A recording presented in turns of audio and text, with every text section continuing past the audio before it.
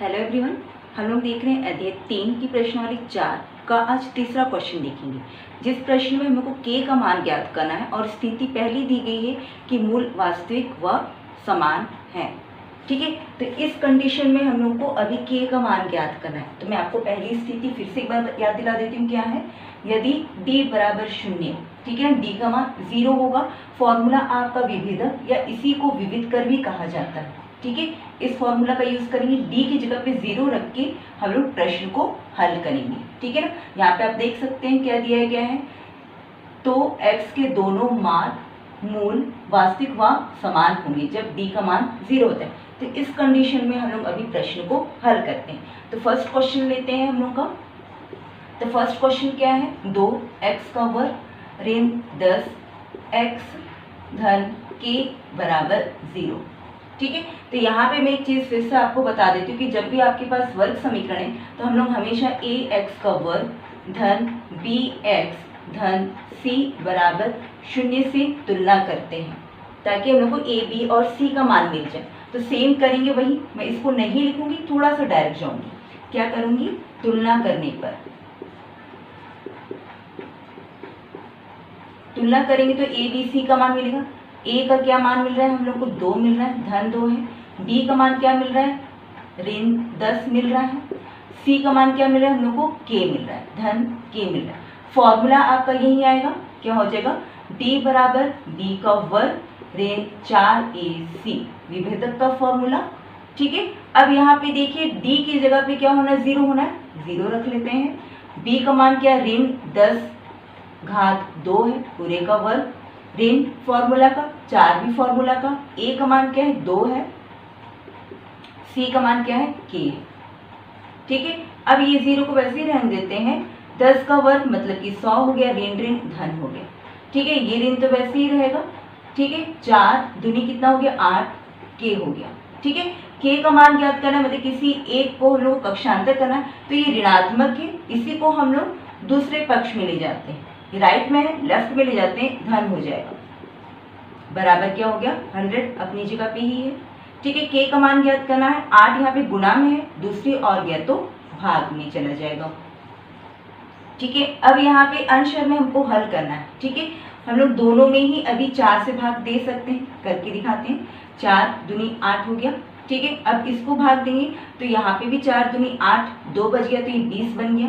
तो 20 कितने बार में जाएगा, 4 बार में, 5 बार में। मतलब कि इस तरह से क्या मिल रहा है, अंश में हमको 25 मिल रहा है। मतलब कि हम लोग k का मान कितना मिला, 25/2। तो ये हम लोग का आंसर है।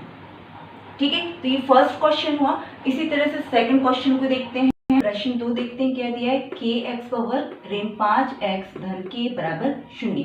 तो इसको तुलना करने पर हम लोग को a का मान मिलेगा। a का मान क्या है, k है। b का मान क्या है, ऋण 5 है। और c का मान क्या है, हम लोग के पास में k। फॉर्मूला हम लोग को मालूम है, d बराबर क्या है, b का वर्ग ऋण 4ac। ठीक है, d की जगह पे 0 हो जाएगा। b का मान क्या है, ऋण 5 का वर्ग हो जाएगा, ऋण फॉर्मूला का 4, a का मान k है, c का मान भी क्या है, k है। ठीक है, अब यहाँ पे देखिए 0 तो वैसे ही रहेगा हम लोग का, ऋण 5 का वर्ग 25, ऋण ऋण धन हो गया। ठीक है, ऋण तो वैसे ही रहेगा क्योंकि और कोई चिन्ह नहीं है यहाँ पे। 4 वैसे ही रहेगा, k का वर्ग हो गया। दूसरा पद ऋणात्मक है, इसको कक्षांतर कर देंगे तो ये धन हो जाएगा, 4k का वर्ग बराबर 25।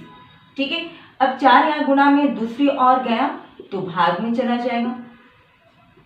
ठीक है, और k का वर्ग वैसे ही रहेगा। अब वर्ग दूसरी और कक्षांतर होगा तो ये करनी में चेंज हो जाएगा। अब हम लोग को ये मालूम है कि 25 किसका वर्ग है और 4 किसका वर्ग है। तो इस तरह से 5 निकल गया, 5 बचे 25 और 2 दूने 4। ठीक है ना, अब ये करनी से बाहर निकला, इसलिए क्या हो गया, धन और ये ऋण। तो इस तरह से k का मान क्या है उनके पास में, धन ऋण 5/2। अब तीसरा देखते हैं क्या दिया गया है, 2x का वर्ग धन kx धन 9/8 बराबर 0। सीधे से क्या करना है, अभी तुलना करने पर। अगर आपको नहीं मालूम है किससे तुलना करना है तो ये आप हमेशा हर लाइन में लिखिए ताकि याद रहेगा आपको। अब क्या है, a बराबर क्या है आपके पास में, धन 2, b बराबर क्या है, धन k है, सी बराबर क्या है आपके पास में 9/8, ये भी धनात्मक है। फॉर्मूला आपका डी बराबर बी का वर्ग ऋण 4ac, डी की जगह पे 0, बी की जगह पे क्या हो गया अभी के का वर्ग, डायरेक्ट कर सकते हैं इसको, ऋण फॉर्मूला का 4, ए का मान कितना है 2 है, फिर सी का मान 9/8 है। ठीक है, अब ये आपका 0 वैसे ही रहेगा, के का वर्ग भी वैसे ही रखते हैं। अब यहाँ पे इसको हल करते हैं। ठीक है, तो आपको मालूम है कि ये 4 से जाएगा 2 बार में। ठीक है, और ये आपका 2 से 2 ये भी कट गया, तो सिर्फ अंश में आपके पास में 9 बच रहा है और हर में भी कुछ नहीं बचा है। ठीक है, अब कक्षांतर करना है, ये ऋणात्मक है, इसको दूसरी ओर ले जाएंगे तो ये धनात्मक हो गया के का वर्ग। ठीक है, अब ये वर्ग दूसरी ओर गया तो करनी में चेंज हो गया, बराबर क्या है के। ठीक है, अब ये आपका करनी से बाहर निकला तो यहाँ पे क्या हो जाएगा आपके पास में 3 धन ऋण बराबर के। तो जब भी करनी से बाहर निकलता है आपको मालूम है धन और ऋण चिन्ह में दिखाना है, तो ये आपका धन 3 ऋण 3, ये इसका आंसर है। ठीक है ना। इसी तरह से हम लोग चौथा क्वेश्चन देखते हैं। तो चौथे क्वेश्चन में क्या है आपके पास में भी 9x का वर्ग ऋण के x धन 16 बराबर 0। ठीक है, इसको भी तुलना करने पर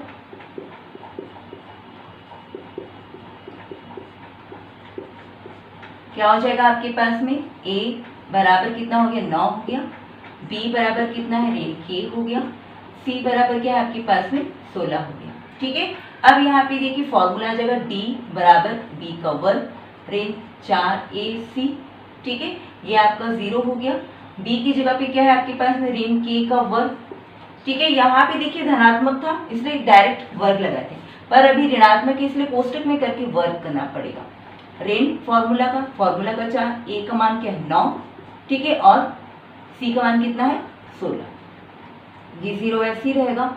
ऋण क्या होगा धन k का वर्ग ऋण। अब यहाँ पे थोड़ा सा परिवर्तन कर रहे हैं, मैं इसको तोड़ रही हूँ। ठीक है, गुणा नहीं कर रही। इस 4 की जगह पे क्या हो जाएगा 2 गुणित 2 हो जाएगा। ठीक है, इस 9 की जगह पे क्या होगा 3 गुणित 3 हो जाएगा।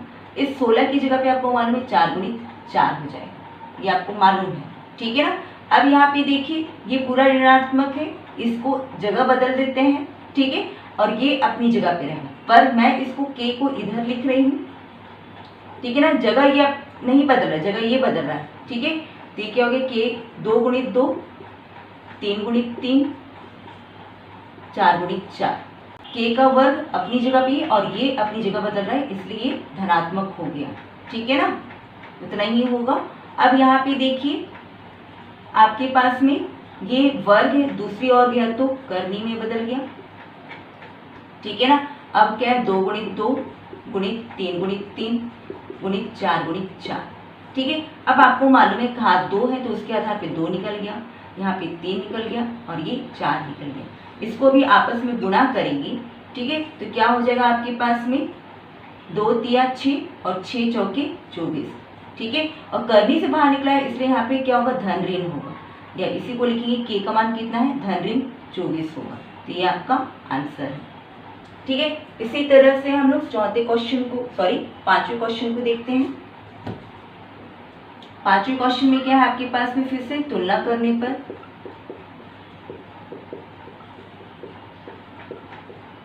a का मान अभी हम लोग के पास में क्या हो गया k हो गया, b का मान क्या हो गया हम लोग के पास में 4 हो गया और c का मान क्या हो गया हम लोग के पास में 1 हो गया। ठीक है, अब यहाँ पे देखिए फिर से फॉर्मूला d बराबर b का वर्ग ऋण 4ac, d की जगह पे 0, b की जगह पे 4 का वर्ग हो रहा है, ऋण फॉर्मूला का 4, a का मान k और c का मान 1। ठीक है, अब यहाँ पे देखिए ये 0 आपका वैसे ही रखते हैं। ठीक है, ये 4 का वर्ग को हम लोग या फिर इसको सीधे से हम लोग क्या कर देते हैं भी 16, ऋण क्या हो गया 4k, ये ऋणात्मक है दूसरी ओर गया तो धन k हो गया और ये आपका 16। k का मान ज्ञात करना है, 4 गुणा में है दूसरी ओर गया तो भाग में। अब आपको मालूम 4 चौके 16 होता है। ठीक है, इस तरह से k का मान कितना मिल गया 4 मिल गया। तो ये आपका पांचवा क्वेश्चन। तो इस तरह से ये तीसरे क्वेश्चन को जहाँ पे मूल वास्तविक और समान है उस स्थिति में आप ऐसा हल करेंगे।